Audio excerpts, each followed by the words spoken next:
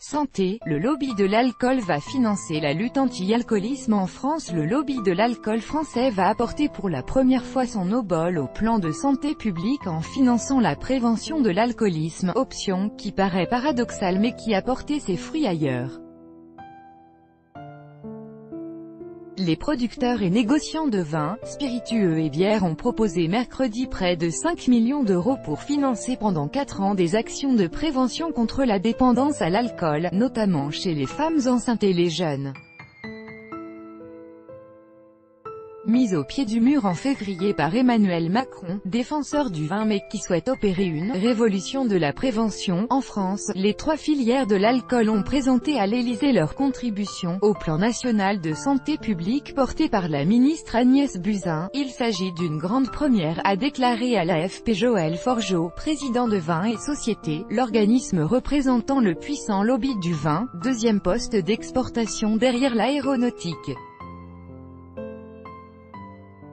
Il a remis un plan comportant 30 mesures à la conseillère santé et à la conseillère agriculture de l'Élysée, Audrey Bourrelot, qui a elle-même été déléguée générale du lobby du vin avant de rejoindre Emmanuel Macron. Les mesures sont destinées à lutter contre le binge drinking, la consommation ponctuelle importante d'alcool, qui touche surtout les jeunes, et l'alcoolisation fœtale chez la femme enceinte qui concerne 700 à 1000 naissances par an. La filière viticole va investir 500 000 € par an pendant 4 ans sur des actions de formation et de prévention, et les 2 autres filières, spiritueux et brasserie, dépenseront à elles 700 000 € par an, a dit M. Forgeau, soit au total 4,8 millions d'euros sur 4 ans. Point de crispation avec les autorités de santé, l'agrandissement du logo interdisant l'alcool aux femmes enceintes est l'une des mesures proposées. Instauré en 2006 sur les étiquettes de boissons alcoolisées, il montre un profil de femme enceinte dans un cercle barré mais jugé trop discret par les autorités de santé. La profession propose que la vignette double de taille, à 0,8 cm au lieu de 0,3 ou 0,4 cm et qu'elle soit imprimée avec plus de contraste. Elle s'engage aussi à diffuser largement le message « zéro alcool » pendant la grossesse. Elle propose aussi de faire mieux respecter l'interdiction de vente d'alcool aux mineurs, par le biais de formation des professionnels au contact, notamment dans les supermarchés.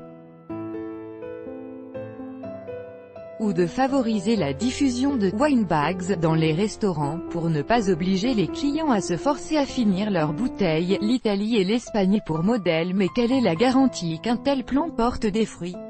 N'est-ce pas demander aux pyromanes d'éteindre l'incendie, d'autant que pour lutter contre le tabagisme, le gouvernement adopte une stratégie radicalement opposée, augmentation du prix des cigarettes jusqu'à 10 € le paquet et message sanitaire très négatif. L'alcoolodépendance est un problème en France car elle touche 2,9% de la population, alors que selon l'OMS, elle ne touche que 0,5% de la population en Italie et 0,7% en Espagne, qui sont également de grands producteurs de vin, admet M.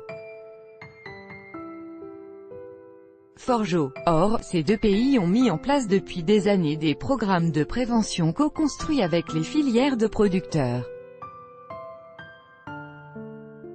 Nous préférons nous inspirer de leur modèle plutôt que de celui des pays du nord de l'Europe qui utilisent l'arme fiscale et des discours moralisateurs excessifs, explique le responsable.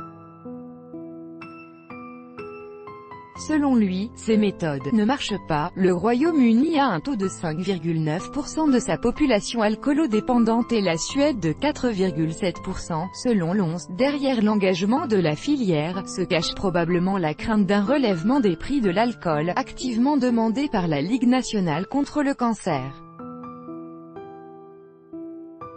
Le docteur Amine Benyamina, psychiatre addictologue et président de la Fédération française d'addictologie, s'est d'ailleurs déclaré déçu par le plan.